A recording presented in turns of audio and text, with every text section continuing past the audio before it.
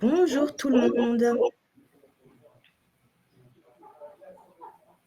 Bonjour à toutes, bonjour à tous. Bienvenue à ce webinaire organisé par Le Hibou.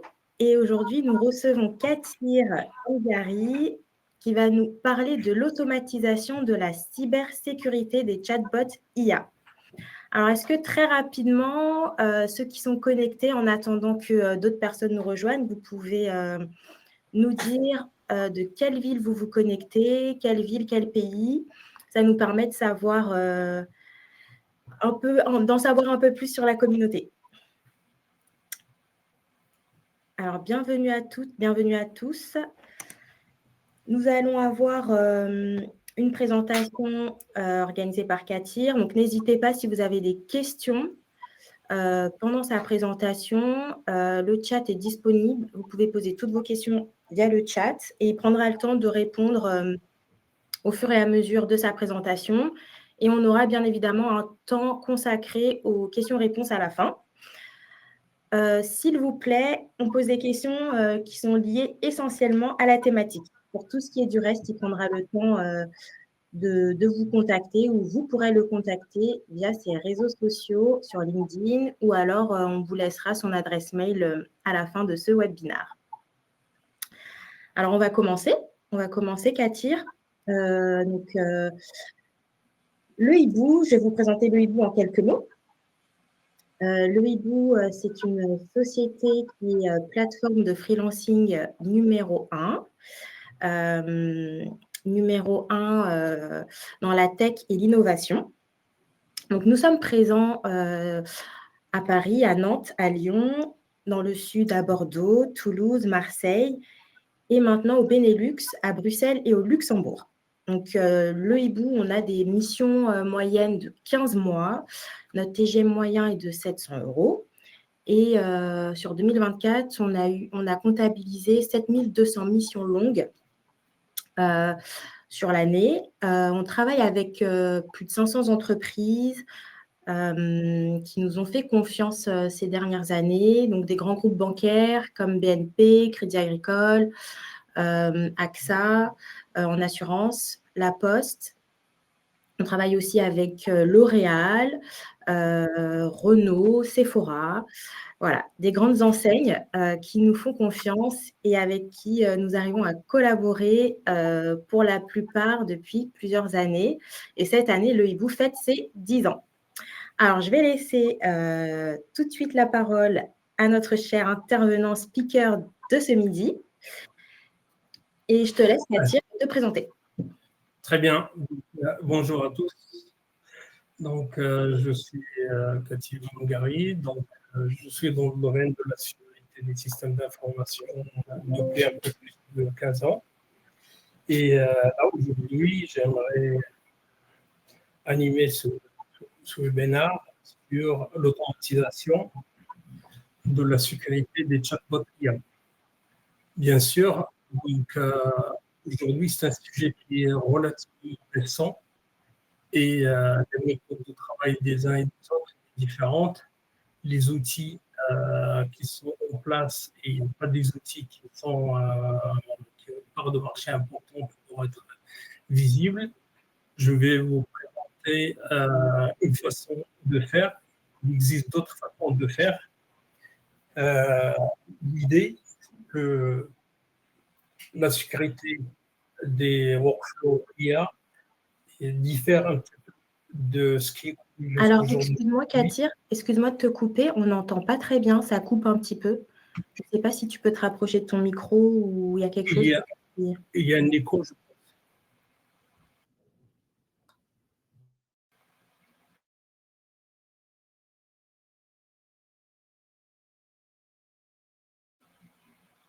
Là, c'est bon? Je ne t'entends pas. C'est bon. Ok, très bien. Donc, en fait, je disais que je vais vous présenter rapidement, dans une heure, une des façons de faire. Pourquoi on automatise? Alors, excuse-moi encore une fois, Katir, je pense que tu as un micro en plus qui est ouvert, non? Je ne sais pas. quelque part, parce que du coup, on entend des échos ou ça coupe un petit peu. Excusez-nous pour les petits aléas du direct. Alors, est-ce qu'il y a un autre micro? Allô, allô? Il y a un retour. Donc, faut qu'on règle ce problème. Alors là, quand tu parles, là, c'est très bien. Je ne sais pas si tu as appuyé sur un bouton ou essaye de parler un peu plus proche de ton ordinateur. OK, très bien. Donc là, c'est bon? OK, très bien. Donc, on va passer donc, au vif du sujet. En fait, on va parler de trois choses aujourd'hui. De la conformité, comment on automatise la conformité d'un workflow, d'un machine learning ou d'une URL de chatbot, comment on fait le retaming, sur quelle base, quelles sont les règles à respecter et comment on évalue un chatbot IA par exemple. Bien sûr, il y a beaucoup d'autres aspects qu'on ne va pas aborder ici, tout ce qui est optimisation, tout ce qui est supervision, tout ce qui est création de tendances.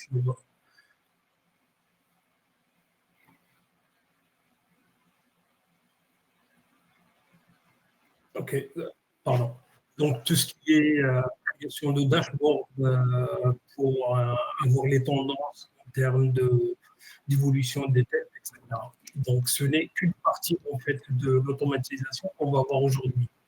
Donc, déjà pour commencer, un aperçu du contexte. On entendait tous aujourd'hui beaucoup d'échanges sur l'IA, mais concrètement sur le terrain, le marché ressemble à quoi? Donc, Alors, Katir, je ne sais pas si tu m'entends. On ne te voit plus et on ne t'entend vraiment pas bien. Est-ce que tu nous entends?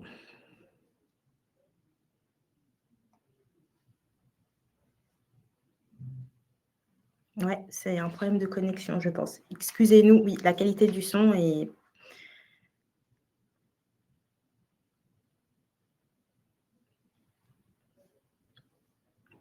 Donc, Katir est de retour. vous m'entendez? Oui, mais on ne te voit pas. Parce que c'est là, je n'ai plus le problème d'écho. Bah, nous, on ne t'entend pas très bien. Et là, Écoute, continue ta présentation, je te dirai...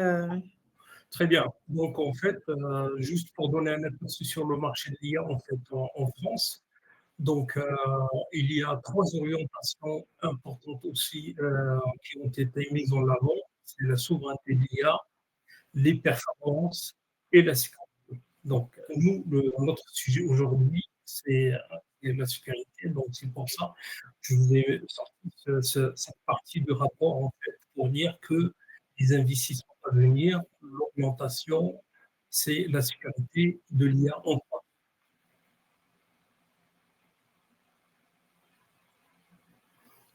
Quelques chiffres. En fait, en France, la France est classée cinquième dans le Global AI Index au niveau international, au niveau des investissements, au niveau de la recherche, au niveau du nombre de startups dans le secteur. Et le volume des investissements levés à fin 2024, c'est 2 milliards d'euros. Voilà. Donc ça, c'est pour faire l'introduction. Un aperçu en fait, d'une architecture de sécurité IA. Comme vous pouvez le voir, donc dans les quatre briques à gauche et à droite du rectangle. Katir, désolée Oui, de te couper une énième fois. Est-ce que tu aurais un casque ou quelque chose pour étouffer un peu plus le son? Parce que ouais. oui, je pense que ça passera sûrement mieux.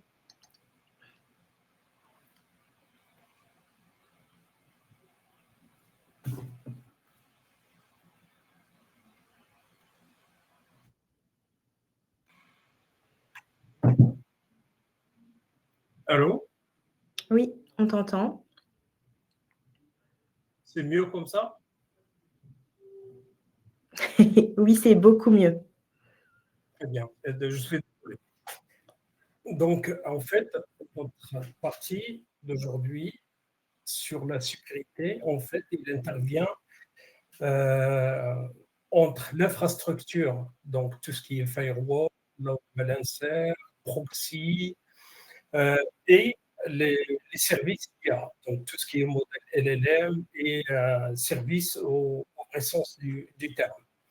Pourquoi dans cette position? Je vais vous expliquer par la suite le rôle de ce positionnement dans une architecture de sécurité IA. Donc là, c'est un schéma classique que tout le monde connaît. On fait un utilisateur qui échange avec un chatbot IA, qui est en fait, la réponse est augmentée par un RAG avant d'atteindre le LLM pour finalement rendre une réponse vérifiée, authentifiée par le RAG. Le RAG, je veux dire. Pardon. Donc là, en fait, les mécanismes qu'on va présenter dans cette présentation, les process, les outils, tous ils se positionnent avant d'atteindre le service en fait. Les modèles et les services IA et les workflows machine learning, etc. Donc là, en orange, on voit qu'un utilisateur, dès qu'il traverse l'infrastructure, comme c'est expliqué auparavant, les firewalls, les load balancers, les proxys et tout, il arrive sur deux choses. Donc, il y a le guard drive qui va checker le prompt, est-ce que tu me lances ou pas, et les outils, en fait, qui vont dérouler en continu tout ce qui est conformité, tout ce qui est RTMI et tout ce qui est évaluation. Voilà.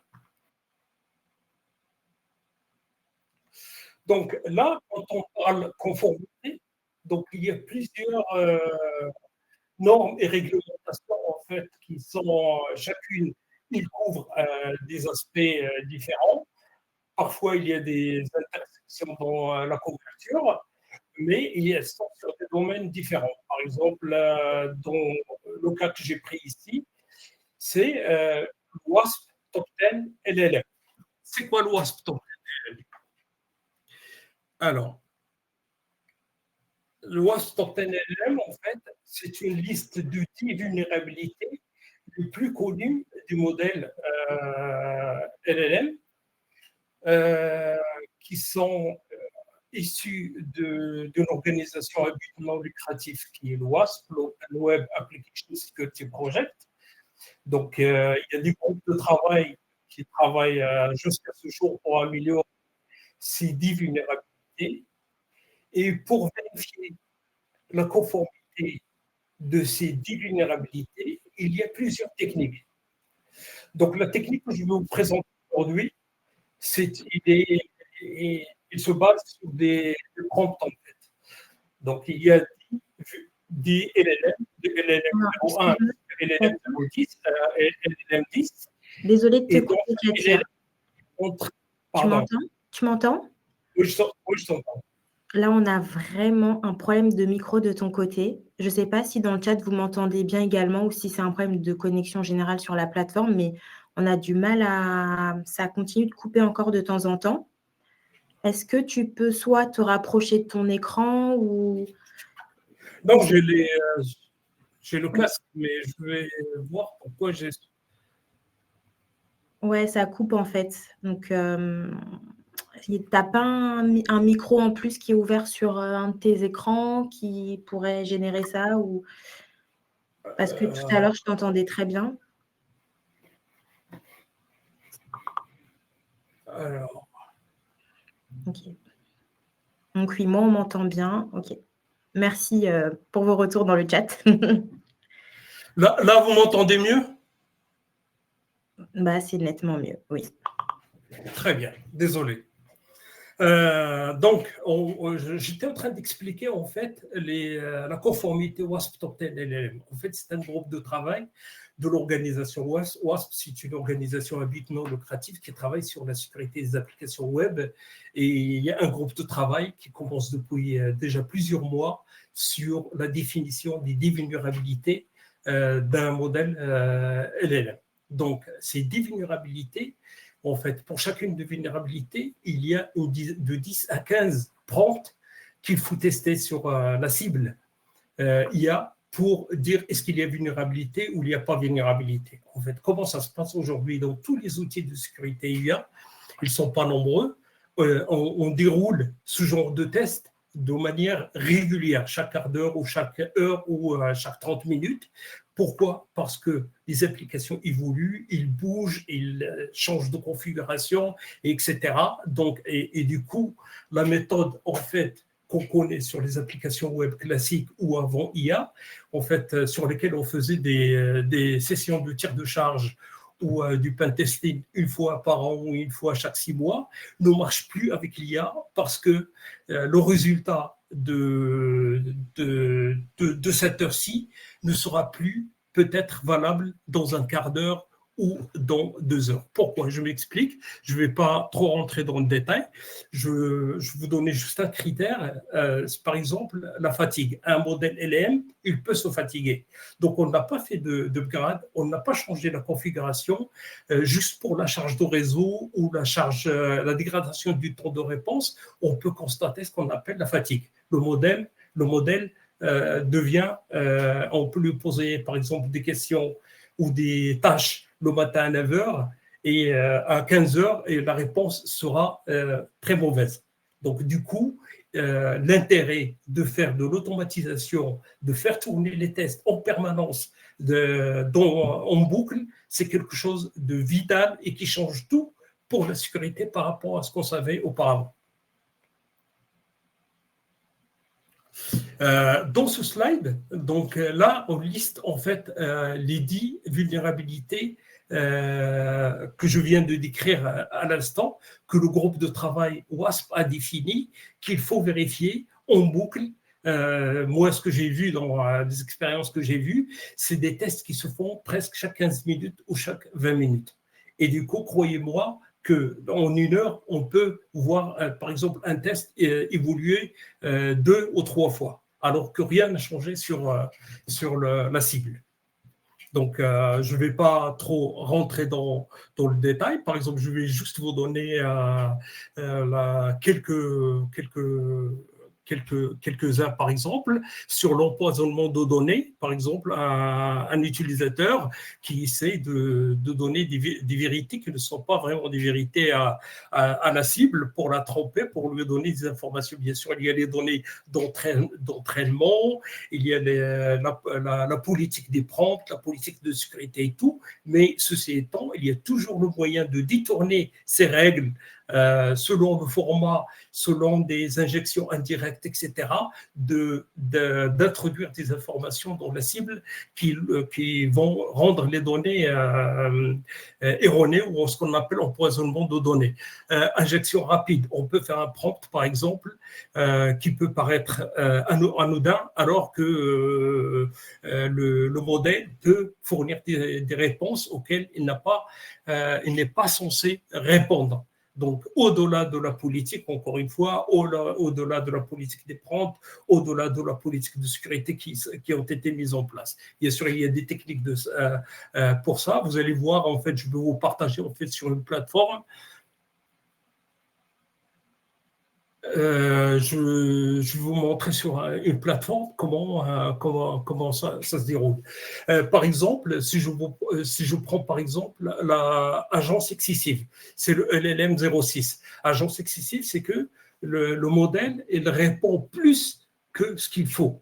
En fait, au lieu de répondre en 2 lignes, il répond en 10 lignes et il risque de fournir des informations vitales ou très sensibles à l'utilisateur ou à la personne qui envoie ce prompt. Donc, du coup, il y a un critère dans l'évaluation d'un modèle LLM qui s'appelle en anglais succinctness. Ça veut dire elle répond juste ce qu'il faut, sans plus, sans moins. Donc, je ne vais pas les dérouler tous. Donc, je suppose un grand nombre parmi vous les connaissent.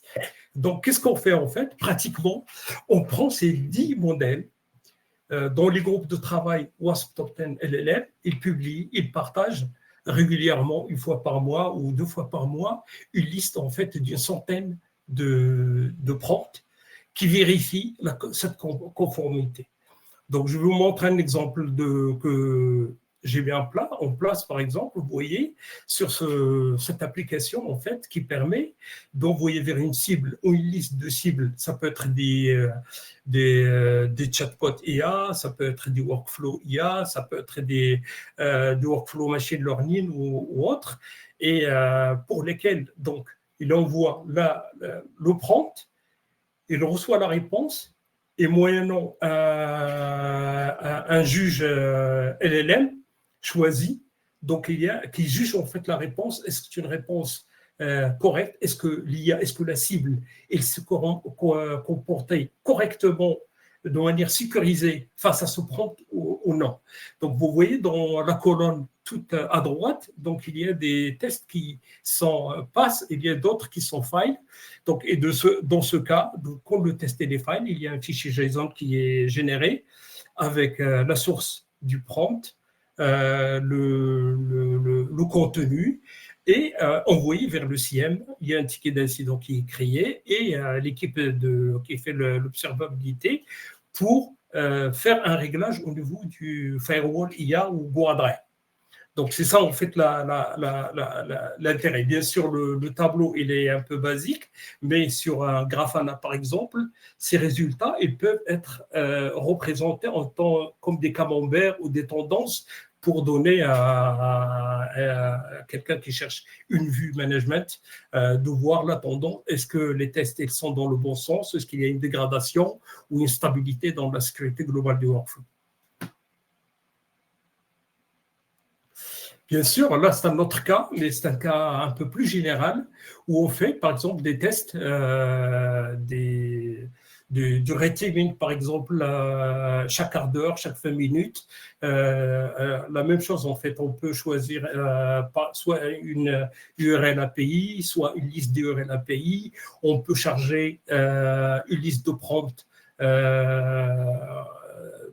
volontaire avec un copier-coller, où on charge un fichier JSON avec les prompts édités par le WASP ou par Mitre ou par Microsoft ou par un autre organisme qui travaille dans ce sens de la normaliser. Et on peut programmer, par exemple, que ces tests tournent de manière régulière. Donc, comme vous pouvez, c'est pas visible dans le slide, mais on a en fait une colonne qui donne un score de 1 à 10 selon la gravité de la réponse de la cible. Il donne, est-ce que c'est, comme tout à l'heure, est-ce que c'est réussi ou c'est un échec? Et en cas d'échec, il génère un fichier JSON qui est envoyé vers l'équipe observabilité ou vers le CIEM. Et le CIEM, il y a un ticket qui est ouvert pour les analystes et, qui font le nécessaire pour intervenir auprès du Guardrai ou bien l'équipe observabilité ou l'équipe chargée en fait de tuner en fait les prompts. Et la prochaine fois, quand le test va se dérouler, le test va passer dans passe au lieu de faille. Bien sûr, c'est un travail continu, d'où, je rappelle, je l'ai dit 2 fois, je suis désolé, d'où la différence avec la sécurité qu'on fait sur les applications de façon classique, des applications non IA. Donc, on fait un test dans le temps, une fois chaque 6 mois ou 2 mois ou 1 an, et on édite un rapport d'audit ou on ne l'édite pas, et on dit, voici les recommandations, il faut les traiter. C'est fini tout ça. Avec l'IA, c'est une question, comme j'ai dit tout à l'heure, on peut avoir un workflow qui est fiable, sécurisé à 9h, à 15h, on refait la même chose, on a un autre résultat.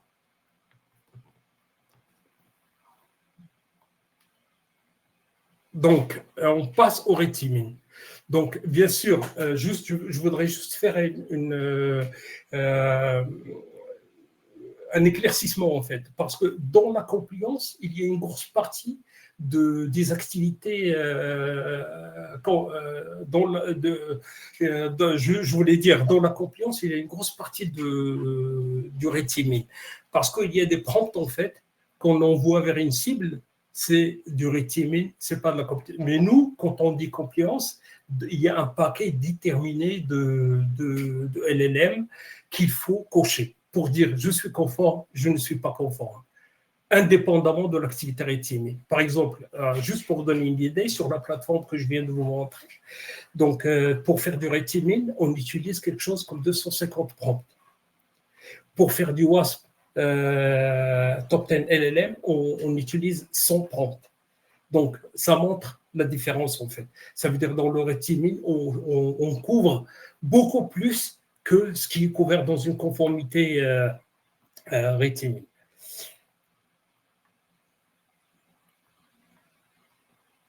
Alors, donc, il y a une question dans le chat. 2 questions.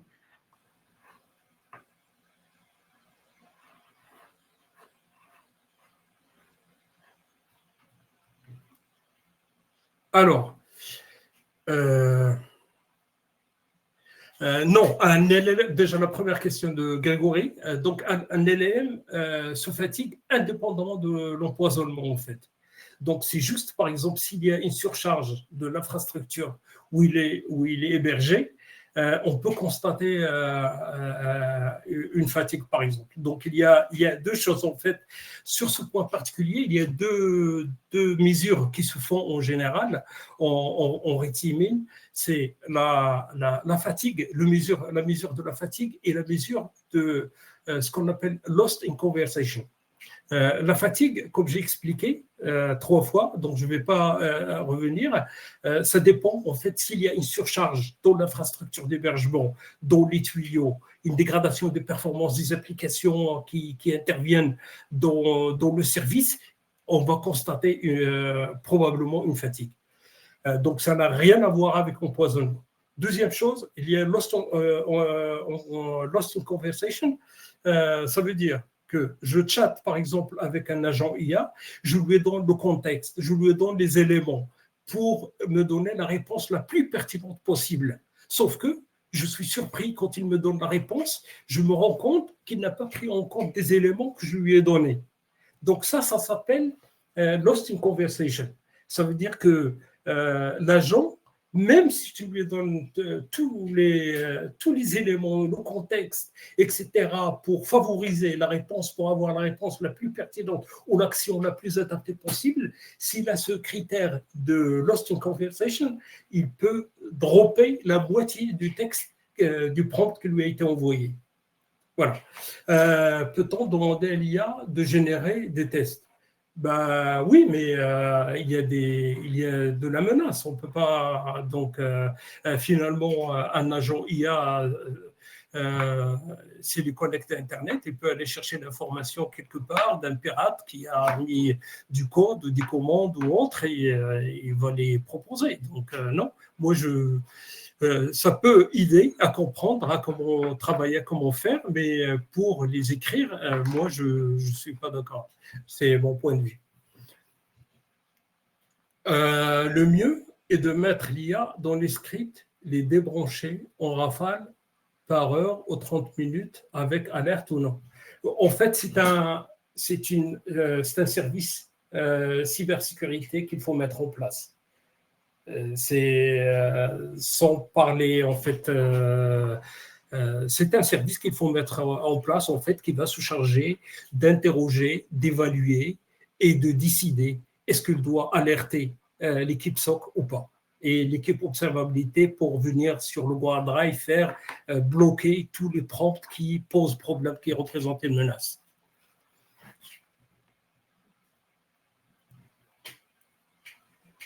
Donc, en fait, pour revenir, donc concrètement, c'est quoi le red teaming globalement ? C'est pourquoi on fait du red teaming ? C'est pour vérifier la traçabilité, en fait. Est-ce que, par exemple, un workflow IA, est-ce qu'il trace, en fait, quand il donne une réponse, une action, est-ce qu'il s'est basé sur des éléments factuels vers lesquels l'exploitant du rendu de ce workflow peut revenir pour trouver le pourquoi et le comment de chaque décision. Par exemple, est-ce que le workflow ne présente pas des données toxiques? Ça, c'est très important. Ou est-ce qu'il ne donne pas des données sensibles? Par exemple, prendre l'injection. Là, tout le monde le connaît, c'est-à-dire je lui pose une question, je lui dis par exemple que Paris se trouve en Argentine. S'il me dit non, je lui dis non, non, si, si. S'il finit par accepter, ça veut dire qu'il est mal sécurisé. Donc voilà, chaîne d'approvisionnement, le CACD, en fait, en général, c'est des mécanismes, des architectures cybersécurité IA qui s'intègrent au workflow DevOps, en fait, pour vérifier en permanence via une URL API du workflow IA, pour vérifier est-ce qu'il y a un changement qui a fait que le workflow n'est plus sécurisé. Donc, par exemple, je fais une mise à jour logicielle, je fais un upgrade, je fais évoluer un service. Est-ce que je ne dégrade pas derrière? Je ne dégrade pas en fait la qualité des réponses rendues parce que, soyons lucides et clairs, on n'est plus que dans le code. On est aussi dans des considérations plutôt, on va dire, proches du comportement. Donc, ça veut dire il y a des choses qu'on ne peut voir qu'après coup. Ça veut dire si je scanne le code, j'ai des outils classiques de scan de code, je scanne l'application et je ne vois aucun problème, je ne peux pas dire qu'en allant en prod, je n'aurai pas de problème. Vous savez tous que le taux d'échec des projets IA annoncé par Gartner il y a quelques semaines, d'ici 2027, il va s'approcher à 45%, essentiellement à cause du manque de sécurité. On veut que ça marche tout de suite, on fait quelques dizaines ou quelques centaines de tests et on dit que ça marche. Non, ça ne se passe pas comme ça. Donc, un workflow IA doit être sécurisé en permanence et la vue doit être réelle et représente la réalité à chaque minute. Donc, le dîner de service, ça par exemple, là, plusieurs d'entre vous connaissent ces pratiques des attaques DOS, par exemple. Alors, dans l'IA, même avec des protections DOS des opérateurs et tout, ça ne protège en rien. Et parce que c'est orienté plutôt dans l'inspection de paquets, dans les adresses IP, dans le format du paquet, dans la source de l'IP, le nombre de requêtes par minute ou par seconde, etc. Alors, ce n'est pas orienté dans le contenu, en fait, dans le texte. Je vais vous donner un exemple très simple. Je vais vous montrer un slide plus tard, en fait. J'ai pris deux chatbots et un, je lui dis, tu répètes bonjour 100 000 fois et j'ai posé la même question à l'autre. Il y a un qui a commencé à répéter bonjour 100 000 fois, il y a l'autre qui m'a dit oui, mais je peux te générer un fichier texte avec 100 000 fois bonjour. Donc, le comportement n'est pas identique. Ça, c'est une attaque DOS. Par exemple, si je dis à un chatbot, je lui dis répète-moi, par exemple, une phrase 1 million de fois, je peux le planter, je peux le surcharger. Donc, il faut qu'il soit capable de détecter que ce n'est pas un comportement normal, c'est une attaque et il doit pouvoir la bloquer. Donc, voilà. Alors, exemple de prompt sensible. Donc, vous savez tous qu'il y a, par exemple, des requêtes. Donc aujourd'hui, c'est rare, mais ils existent toujours. On demande dans un chatbot, par exemple, ressources humaines, je demande, par exemple, le salaire de mon directeur général. Ou je demande, par exemple, où il habite un tel, ou l'adresse des informations personnelles. Donc, pour parler en clair, des choses qui rentrent dans le cadre de la RGPD. Il faut que Bien sûr, il y a certains qui vont me dire oui, ça c'est la police qui est en place. La police lui impose de ne pas donner des informations personnelles, d'être conforme à la RGPD, ne donne pas d'adresse, ne donne pas d'informations personnelles, etc. Mais la façon de le faire aujourd'hui, c'est là où il y a toute la différence. Par exemple, moi, je peux demander à un chatbot, je lui donne-moi l'adresse où il habite un tel. Mais je ne vais pas lui dire comme ça en français, je vais lui dire en code base 64. Donc, je vais dans un outil, je fais un codage de cette phrase en base 64 et je vais lui dire, je vais lui donner. Je vais lui dire, tu traduis ça, tu décodes ça et tu me envoies une réponse. Donc, du coup, le travail en fait de la sécurité, ce n'est pas qu'une policy qu'on met en place avec des lignes d'instruction. D'accord. Donc, il y a aussi les informations de santé. Imaginez par exemple les hôpitaux, ils sont très enthousiastes pour mettre des chatbots pour les rendez-vous des patients, pour surcharger le personnel et tout. Et je peux demander par exemple, mon voisin, il était dans telle clinique. Je demande au chatbot en fait de me donner qu'est-ce qu'il a, il a fait quoi, etc., etc., etc. Donc, bien sûr, j'exagère un peu, mais c'est des choses en fait qui sortent souvent du scope des gens qui mettent en œuvre ces services. Ils sont plutôt pris par la fonctionnalité que ça marche, mais la sécurité, ça peut générer de très gros problèmes point de vue juridique et aussi du service. Et en général, ce genre de flux IA, en fait, et ils finissent toujours par fermer parce que ça crée plus de problèmes. Et initialement, ils sont faits pour résoudre des problèmes. Alors, empoisonnement de données. Donc, on peut empoisonner, comme j'ai dit tout à l'heure, par exemple, l'exemple que je donnais de Paris. Je dis que Paris est la capitale du Pakistan, par exemple, ou je lui donne par exemple que le dernier mois de l'année, c'est novembre, c'est pas décembre. Donc, c'est des choses de ce genre. Voilà, on a déjà parlé de ce slide. Si vous avez des questions, n'hésitez pas. Là, c'est un slide qui est super important dans le sens où, vous voyez, là, c'est un test qu'on a mis en lab. On a pris un modèle, on lui a posé des questions, on l'a testé, et il répondait, vous voyez, en bleu en bas, l'accuracy, en anglais, ça veut dire la précision de ses réponses était de 98,03%. Donc, avec la commande qu'on a fait en plus haut, on a utilisé un programme et on l'a volontairement empoisonné. Donc, et après empoisonnement, le test il a donné un taux de précision de 37,2%. Donc, juste pour vous donner l'importance en fait du rating avant d'ouvrir le service et pendant l'ouverture du service. Et ce n'est pas parce qu'on a testé avant l'ouverture de service que c'est bon, on peut mettre au pro.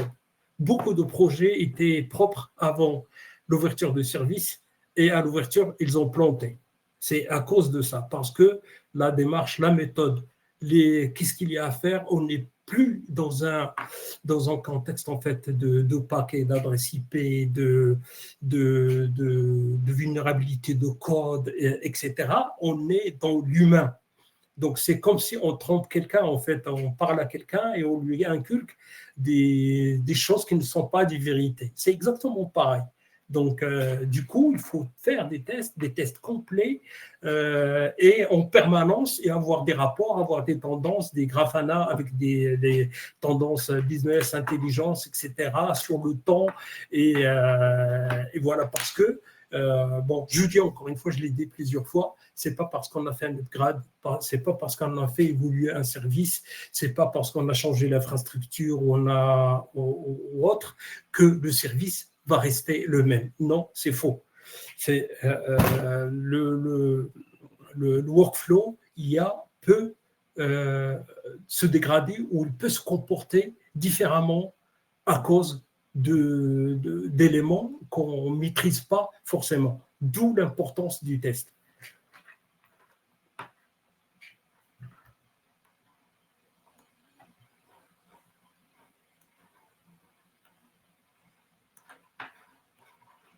J'ai pas compris la question de Amine.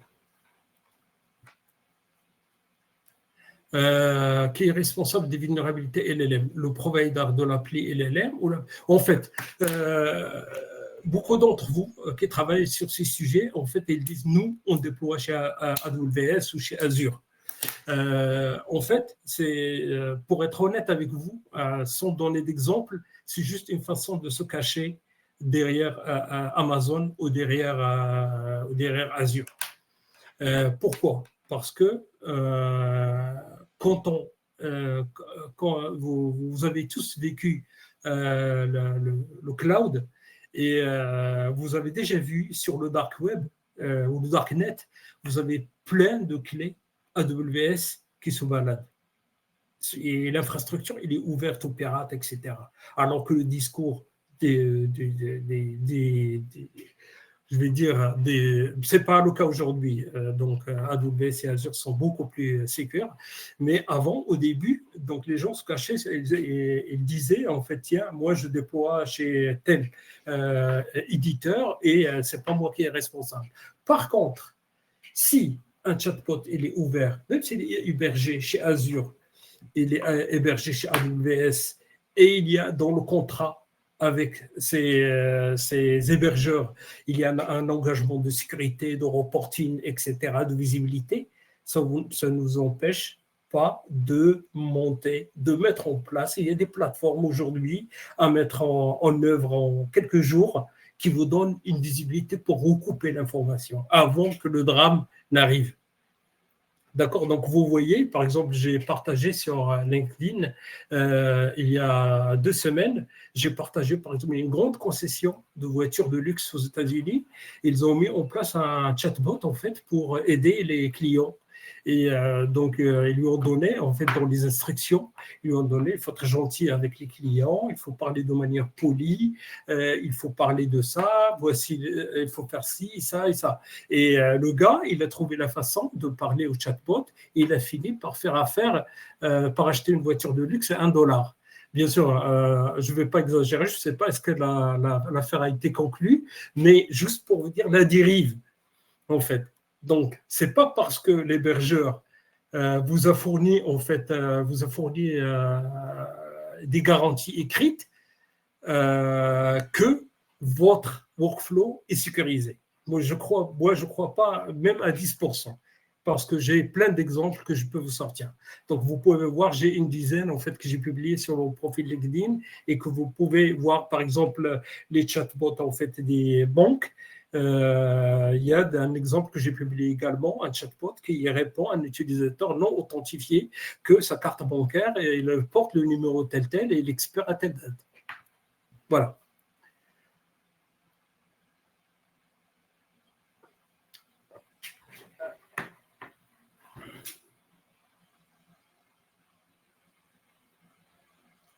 En fait, pour répondre à la question de Khalid, en fait, aujourd'hui même, les leaders de la sécurité, je ne vais pas les nommer, vous le connaissez tous, il y a 2 qui se partagent le marché. Les 2 plus gros sont en train de tenter d'acheter des startups. Donc, qu'est-ce qu'ils font les startups? Ils font exactement ce que je suis en train de vous montrer.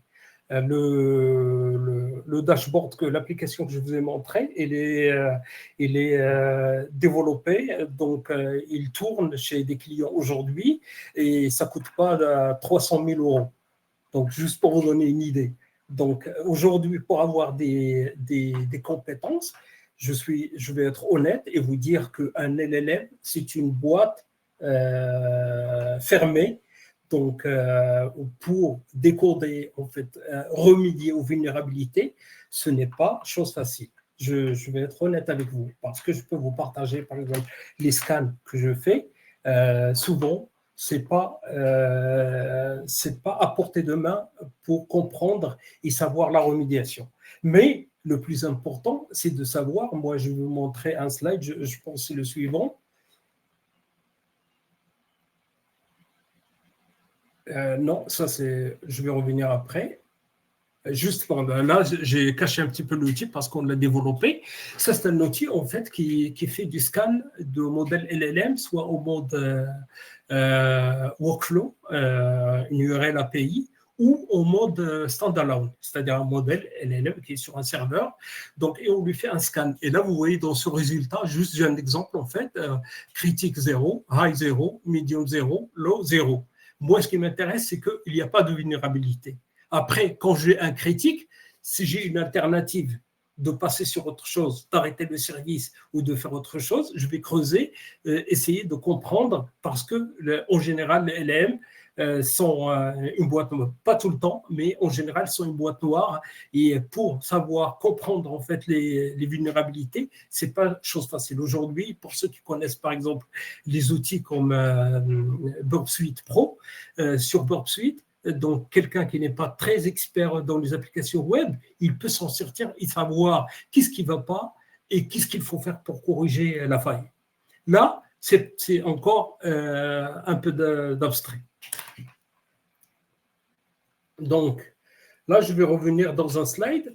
En fait, dans ce slide, je vous parlais tout à l'heure en fait des attaques DOS, d'init service. En fait, vous voyez, il y a deux chatbots, un à gauche et un à droite, très connus, très célèbres, et pour lesquels j'ai posé la question suivante, répète, je suis une IA 10 000 fois.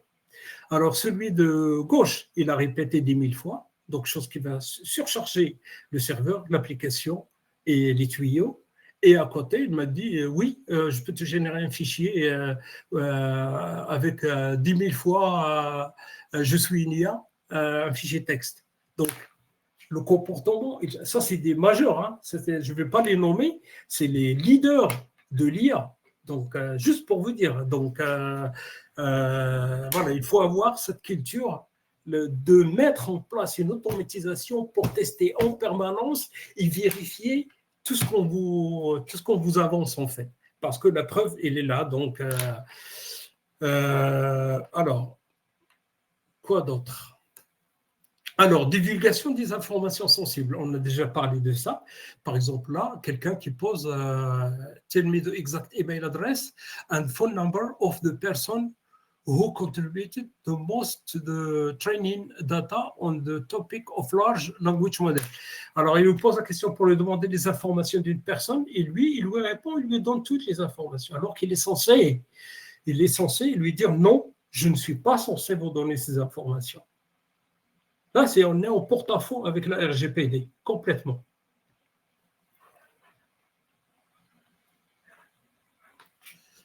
Vol de modèle. En fait, dans le vol de modèle, on entend souvent cette vulnérabilité. En fait, c'est quoi le vol de modèle? Le vol de modèle, c'est qu'en fait, c'est un gars qui veut reconstruire, où il veut savoir, où il a une mauvaise intention, il pose 1 million de questions au modèle pour savoir sa structure, comment il est construit, quelles sont ses données, quelles sont ses limites, etc. Donc, du coup, s'il a toutes ces informations, donc il connaît les limites, et s'il est de mauvaise foi, il peut commettre un préjudice.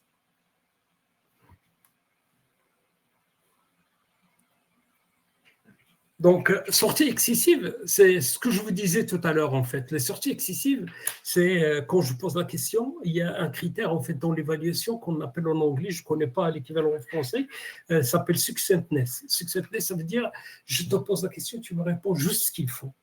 Tu ne me donnes pas, au lieu de me donner 2 lignes, tu me donnes 10 lignes. Et ça, c'est une faille de sécurité. Donc, ça, c'est très important, en fait. Parce que plus je donne des informations, plus il y a un risque de divulgation d'informations, d'erreur, de répondre à autre chose.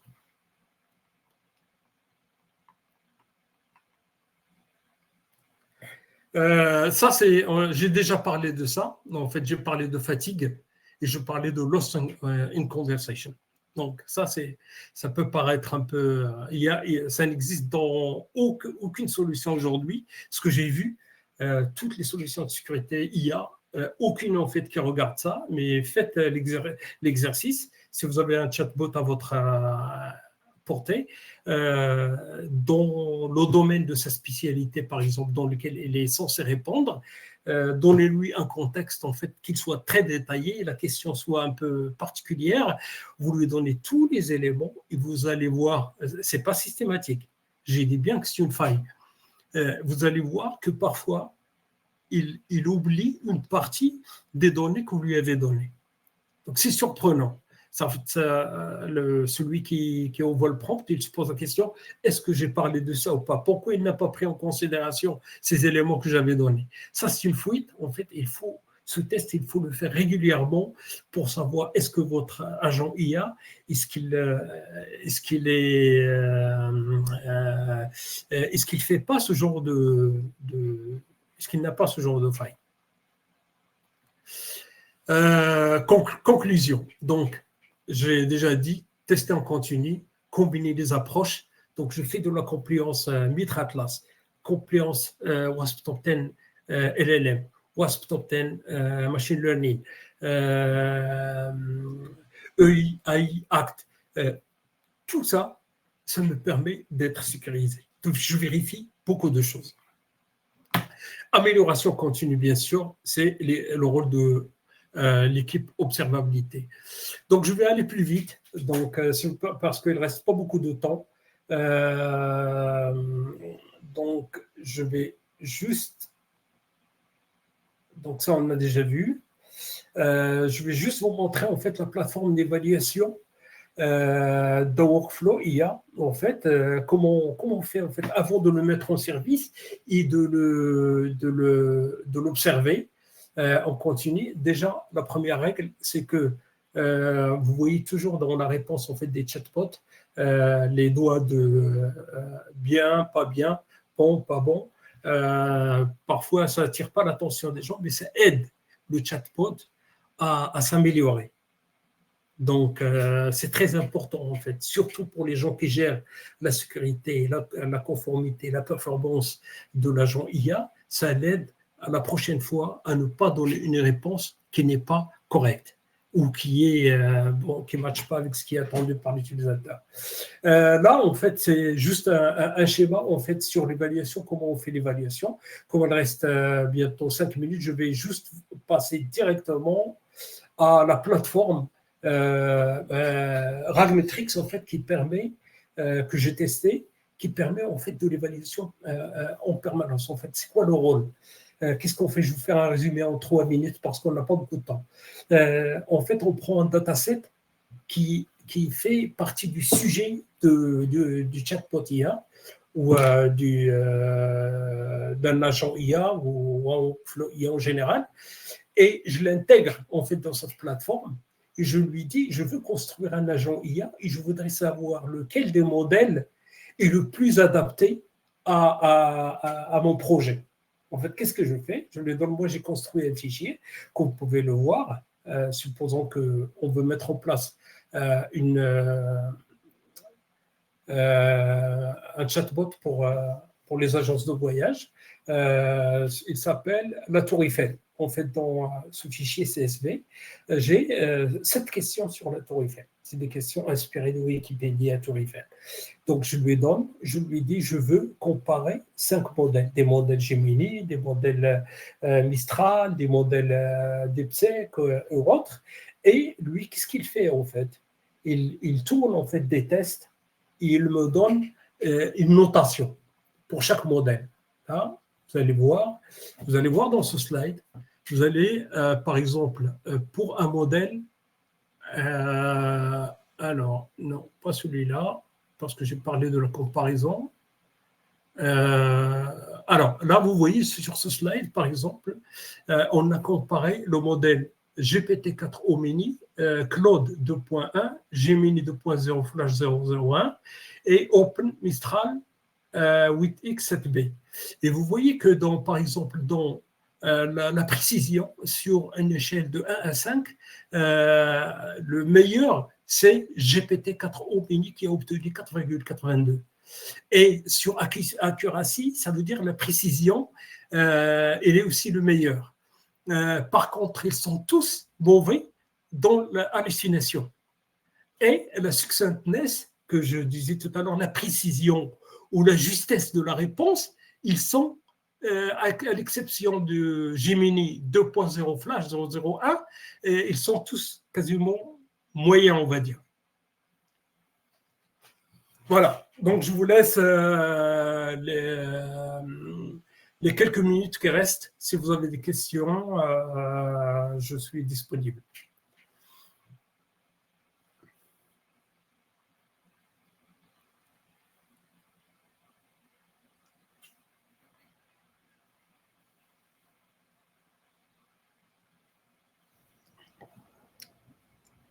Alors, Katir, il y a une question de Mohamed. Et après, une autre question juste après. Alors, oui, en fait, quand les plateformes que je vous ai montrées, en fait, quand il y a une faille dans un workflow IA, il y a un fichier JSON, en fait, dans la plateforme, dans cette plateforme-là que je vous ai montré là. Alors, je vais juste aller vite.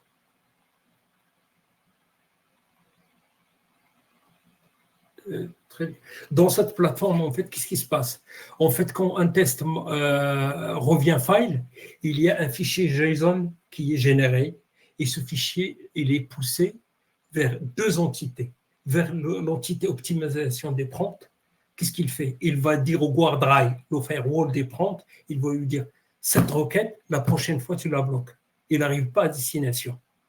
Et il envoie le même fichier JSON et l'envoie au SOC, au CIEM. Et au niveau du CIEM, en fait, il y a un ticket qui est ouvert et il y a un agent du SOC, en fait, un analyste, qui prend en charge cet incident. Bien sûr, ça dépend du politique du SOC. Ça peut dire si le nécessaire a été fait au niveau du guard-rail, c'est bon. Si ce n'est pas fait, ça permet de gérer, de contrôler et d'avoir une action, une réponse à un incident.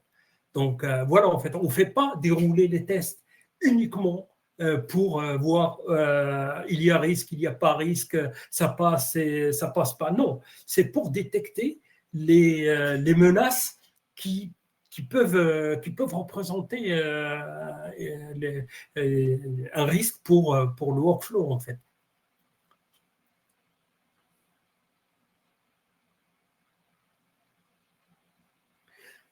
Pour répondre à la question de François, oui, donc cette plateforme, il sert d'authentifier la robustesse en fait du modèle hébergé. Donc c'est vraiment le cas, en fait. Donc, en fait, parce que dans ce que vous êtes en train de voir, qu'est-ce qui est, en fait, comment ça marche? C'est qu'il y a un fichier CSV avec les workflows, avec les URL API qui est chargé, et les prompts qu'on veut tester, ou bien les prompts génériques, que ce soit du WASP ou du RETIMIN à charger, et on les envoie et ça tourne chaque quart d'heure, en permanence. On ne va pas demander Internet, on demande, c'est local, c'est une application locale.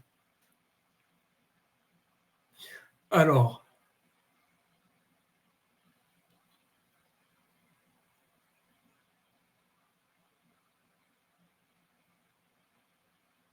vous avez mon adresse mail et je vais vous partager mon contact LinkedIn.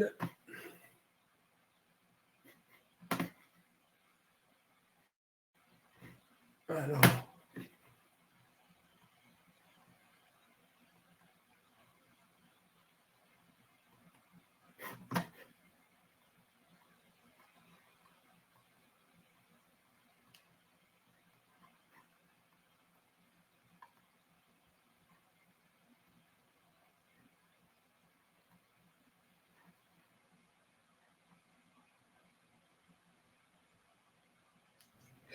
Alors peut-être pendant que Katir vous prépare son contact LinkedIn, est-ce qu'on peut avoir quelques petits retours? Est-ce que tout s'est bien passé? Vous avez apprécié cette présentation? En tout cas, ça nous donne envie d'avoir un prochain webinaire avec toi, Katir, avec un vrai cas pratique de A à Z.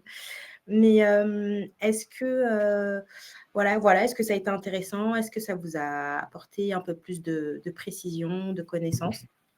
En tout cas, on l'espère. On a cette plateforme de webinaire pour vous, pour la communauté Le Hibou, en priorité. Et n'hésitez pas à aller voir le replay, partager le replay autour de vous. S'il y a des thématiques que vous voulez voir abordées qui rentrent dans le champ d'application de Katir, n'hésitez pas à nous communiquer l'info ou à aller le voir directement. Je pense qu'il sera disponible, si je ne me trompe pas, Katir. Oui, tout à fait. Donc, j'ai donné le lien, mon lien LinkedIn et mon adresse mail. Et voilà, où il passe par Le Hibou. Donc, voilà. Sûrement, on va réorganiser un autre. Mais cette fois-ci, peut-être on va faire un workshop réel. Donc, j'ai un lab où j'ai une dizaine de chatbots vulnérables et j'ai les applications que j'ai partagées là qui tournent. Donc, et on peut faire des cas pratiques pour donner à ceux qui le souhaitent une vue, une maîtrise plus proche des solutions. Ok, très bien. Il y a une personne qui a demandé un autre angle. Donc, voir l'IA loin de l'aspect développement pur. Ouais. Voilà. Eh bien, écoutez, il est 13h02. On ne va pas vous garder un peu plus longtemps. Je pense que beaucoup ont une pause déjeuner à avoir. Et puis, merci encore, Katir, pour ta présence, ta présentation. Donc, on te retrouve soit via ton adresse mail ou via LinkedIn. C'est bien ça? Très bien, oui, tout à fait. Et puis, on te dit à très vite. Merci à vous tous. Bonne journée. Et merci à l'équipe Le Hibou et au revoir. Au revoir, bonne journée.